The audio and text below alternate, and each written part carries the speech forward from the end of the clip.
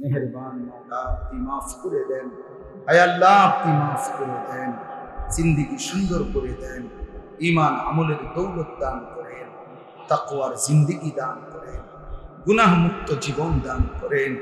আল্লাহ, এই মহল্লার যুবক বুড়ো, নারী পুরুষ, বাবা মা ভাই বোন বন্ধু সকলকে মাফ করে দেন। আল্লাহ, আমি কিছুটা শক্ত কথাই বলেছি।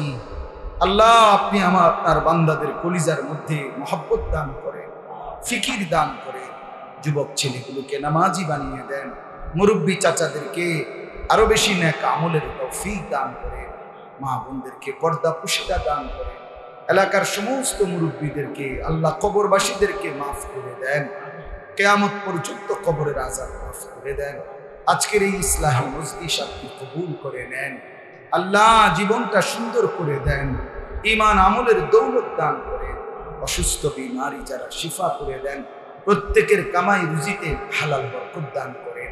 আল্লাহ, আপনি কবুল করেন, মঞ্জুর করেন, আমার দেশ নিরাপদ করে দেন, ফিলিস্তিনের মজলুম মুসলমানদেরকে রেহাই দিয়ে দেন, আপনার ঘর জিয়ারতের তৌফিক দান করেন। আল্লাহ, কাবা দেখবার সুযোগ দেন, মদিনা দেখবার সুযোগ দেন।